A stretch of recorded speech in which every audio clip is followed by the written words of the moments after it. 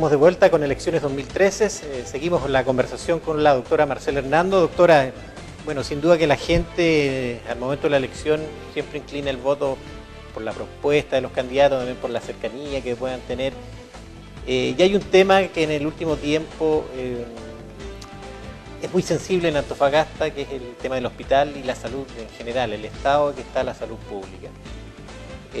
Como candidata, en caso también de llegar a ser parlamentaria por nuestra zona, ¿cuál es su propuesta o cuál es su desafío en esa materia? ¿Cómo conseguimos de que en Antofagasta, que es la capital minera de Chile, los antofagastinos especialmente tengan una salud de calidad? Bueno, voy a hablar de salud, que es un tema que me gusta a mí, me apasiona, lo siento así, está muy metido dentro de mi piel. Sin embargo, creo que lo que pasa en salud se repite en otros sectores. Yo diría que hay 4 sectores que son como vitales. Salud por una parte, educación, pero también trabajo y vivienda. Y tiene que ver con una responsabilidad que es del Estado en términos de inversión y de apuesta por las regiones, que no ha ocurrido. O sea, yo creo que mucho de lo que pasa en nuestra ciudad, en Antofagasta, pero también ocurre en otras ciudades de la región y obviamente hoy día en este 4º distrito, más todavía cuando uno mira que hay otras ciudades más pequeñitas que ni siquiera tienen hospital de complejidad, sino que tienen y además están a una tremenda distancia. Tremendo accidente que hubo esta semana a propósito de los mineros de la minera Franklin. Claro. Y obviamente el tema de los desplazamientos es complicado. Entonces hay una deuda tremenda del nivel central para con esta región. Pero además de eso, yo diría que eso se ha agravado en el último tiempo, porque en el año 2010, cuando ya habíamos logrado que las cosas avanzaran hasta un cierto punto y estábamos a punto de que se licitara el hospital en Antofagasta, estaban partiendo todos juntos. Viene el terremoto en el sur y lo que hizo el gobierno fue congelar las inversiones en esta región, así como en otras regiones, como cautelando el dinero por si lo tenían que enviar. Una de las críticas en ese momento, y nos levantamos a hacer esa crítica constructiva, era de que no había que parar la inversión acá, todo lo contrario, el dinero que no se podía gastar en ese minuto en el sur había que traerlo para acá. Porque en el sur les iba a costar reaccionar, eso se iba a demorar. Y lo que hicieron al congelar las inversiones por más de 6 meses fue enlentecer todo y terremotear, entre comillas, otras regiones que no habíamos sido afectadas por el terremoto propiamente tal. Entonces, ahí hubo un primer año perdido. Y después de eso, con una serie de atrasos que de verdad uno no se explica, una cantidad de proyectos importantes para la región, estoy hablando de por qué no partía Pedro Aguirre Cerda, o sea, no corresponde que la municipalidad le tenga que dar dinero a un ministerio para que parta un proyecto de esa naturaleza que se necesitaba tanto tiempo. ¿Por qué se demoró más de un año? Se atrasó el Paseo del Mar, que afortunadamente ya se inauguró. Pero todas esas cosas y había proyectos importantísimos, entonces eso se repite en salud, se repite en vialidad, en construcción de infraestructura pública y esa es una deuda que yo creo que hay que recuperarla ahora y pasemos a las propuestas. Yo creo que es conveniente ya ya está bueno de que se cumpla esa promesa de que exista un IPC regional, o sea, es una de las maneras que yo veo que podría empezar a indexarse todos los aportes a la región y de alguna manera reconocer el que esta región es mucho más cara, es más cara para vivir, que la calidad de vida tiene sus diferencias con las otras y de alguna manera empezar a contribuir de otra forma. Me preocupa mucho lo que está pasando con el hospital de Calama, aun cuando no pertenezca al 4º distrito, me perdonan, pero el tema de salud a mí me provoca. Yo creo que allí lo lógico es pensar que va a haber una judicialización por el término del contrato con la empresa que estaba haciendo esa obra y que por lo tanto difícilmente van a poder continuar con la obra y eso es un atraso para Calama. Lo que pasó con la cárcel. Yo me temo que pudiera ser un caso así, ojalá que no, pero es como para pensarlo. Y el hospital regional que está licitado, pero que Contraloría todavía no toma razón de esa licitación y por lo tanto la obra no puede partir. Ya ha habido 3 años de atraso más, porque el 2010 estaba listo para licitar y estamos licitando, o sea, se acaba de licitar ahora. Entonces, los 2 consultorios del sector norte, porque el otro día escuché al subsecretario en un encuentro de salud acá en el cual tuvimos un intercambio, donde él dice que él no habría agrandado el Juan Pablo II porque faltan otros consultorios. Sí, hay 2 que tienen que empezar a construirse y que no han partido, y yo no sé por qué no han partido. Está el consultorio Valdivieso y está el consultorio Norte 2. Y el Juan Pablo II tenía que hacerse. Entonces falta mucha infraestructura todavía. Yo creo que... ¿Y el conseguir eso, cree usted o siente de que ha faltado, no sé, que los parlamentarios en este caso, que son los que más cercanía tienen con el gobierno central, de poder levantar la voz con más fuerza para exigir? Y de participar, fíjate que a mí me ha tocado estar en las discusiones presupuestarias para el año siguiente, para el presupuesto del año siguiente. Y no tengo recuerdos, creo que en una sola oportunidad uno de los diputados nos acompañó en ese trámite. Y yo creo que allí deberían estar no solamente el gobierno regional peleando, hoy día está de moda pensar en un intendente que sea electo además. Se supone que va a pelear los dineros de una manera diferente, pero ese gobierno regional peleando por los recursos, acompañado de los parlamentarios de la zona y acompañado por los alcaldes donde se van a hacer esos proyectos. Y así es como yo creo que debería negociarse el presupuesto, que deberían estar ahí todos. Pero usted ha nombrado también la educación como parte de las deudas por parte del gobierno central. Al momento que estamos realizando esta entrevista ya hay 19, entiendo, universidades tomadas, 26 colegios a lo largo del país tomados, como que se está reviviendo lo que fue la revolución pingüina. Muchos dicen que se viene en los próximos meses. En materia de educación, en el caso de Antofagasta y de las comunas que comprenden el 4º distrito, ¿cuál es la evaluación que hace y por dónde debiera venir la inversión en los próximos años? Mira, yo creo que... ¿Educación técnica tal vez, por ser una región minera? Sí, yo creo que deberíamos avanzar para tener una educación preescolar garantizada para el 100% de los preescolares. Y a propósito de estos 2 modelos que uno ve hoy día, yo veo el enfrentamiento entre estos 2 modelos que están chocando mucho, ¿sí? Cuando uno observa a los personeros de la alianza y al gobierno defender lo que ellos han estado haciendo, lo han dicho así, o sea, no podemos retroceder en el sentido de haber ido consolidando un modelo de gestión de la educación, así como un modelo de gestión de la salud, que es un modelo privatizador. Yo no creo que el Estado tenga que hacerlo todo, tampoco es el otro extremo. Sí creo que hay algunas áreas muy sensibles y esas son las 4 que nombré delante. O sea, salud, educación, vivienda y trabajo, tiene el Estado que tener un rol tremendamente importante.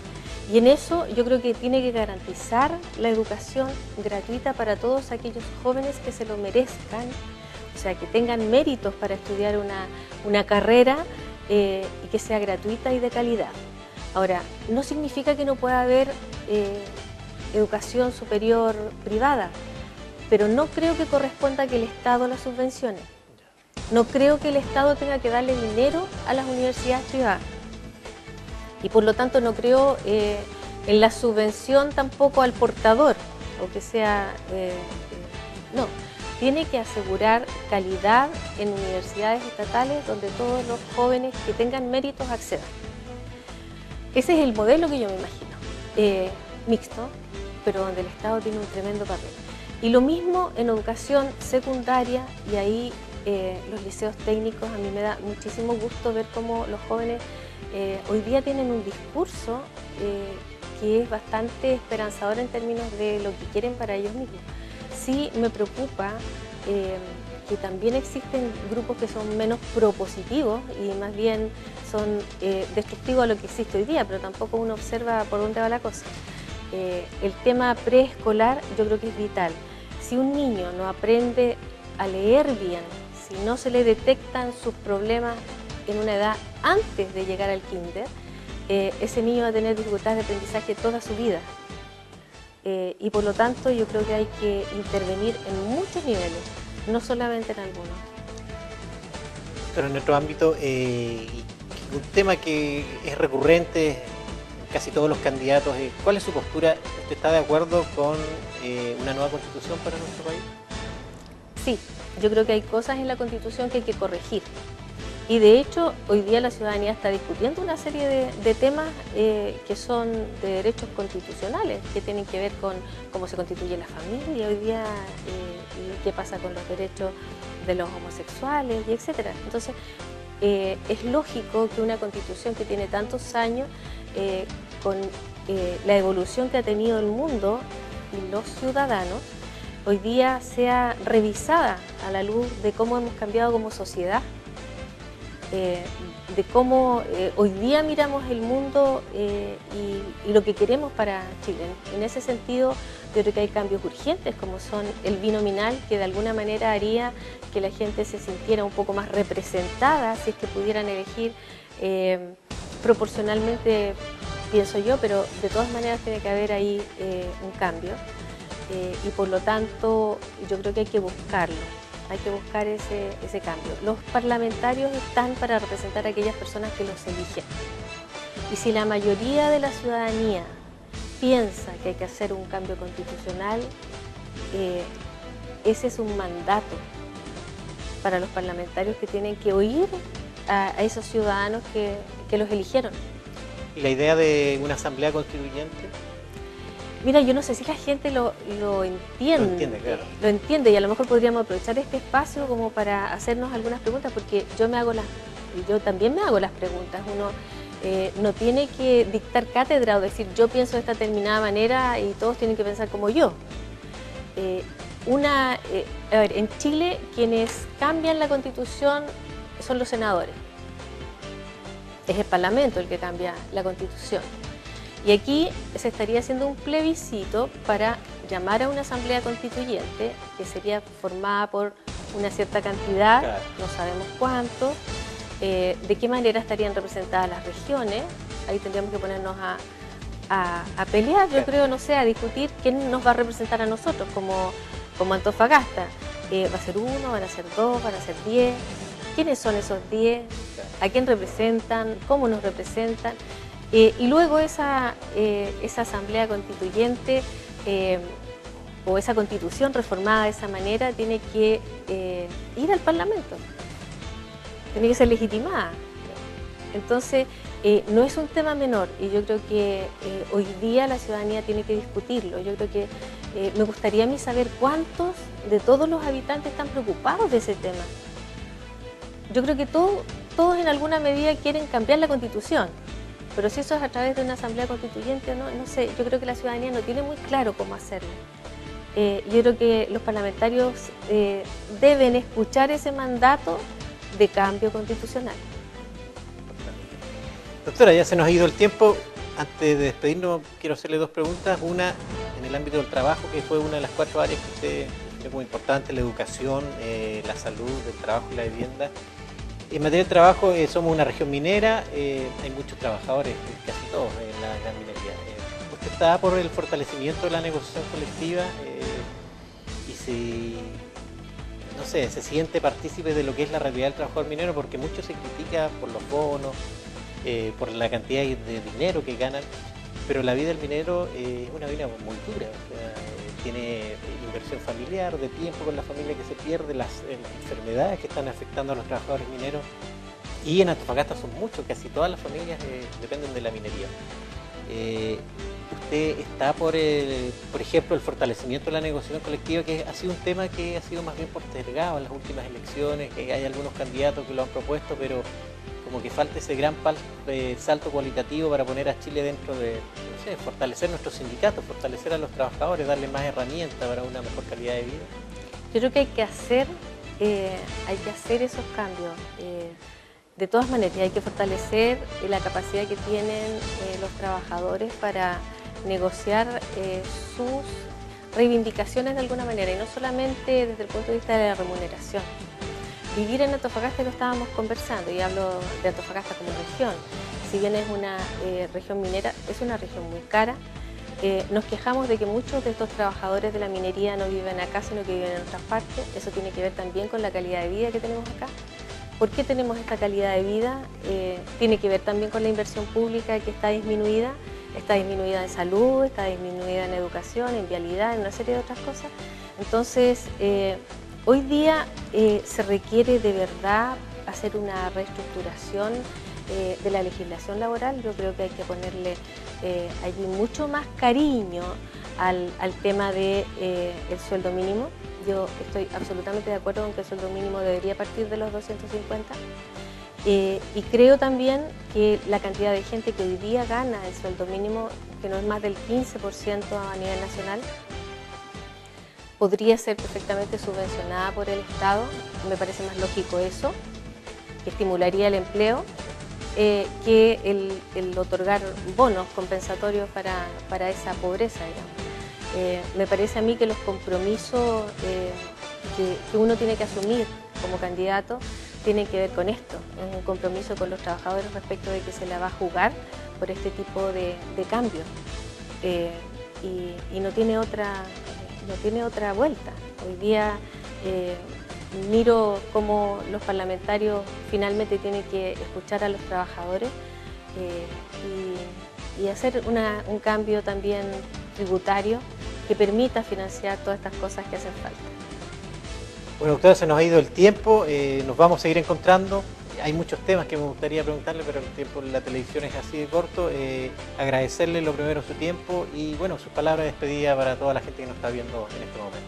Muchas gracias, Eduardo, por el espacio y el poder dirigirme a todos los ciudadanos del Cuarto Distrito, invitarlos a votar por mí, a confiar en mí, porque me conocen el compromiso que tengo con esta tierra y con sus habitantes, conocen también mi trabajo honesto, esforzado y además bastante intenso, y mi disponibilidad para seguirlo haciendo con toda la esperanza de poder mejorar la calidad de vida y mejorar aquellas cosas que hoy día todos sentimos que están mal, si somos parte todos de una misma sociedad que queremos cambiar y que sea buena y estimulante para todos y para nuestros hijos. Que vaya muy bien, doctora. Nos Muchas vemos gracias. en otra oportunidad. Bueno, amigos, de esta forma damos término a nuestro primer capítulo de Elecciones 2013, donde esperamos estén presentes todos los candidatos al Parlamento en nuestra zona. Por su sintonía y gran preferencia, una vez más, muchas gracias.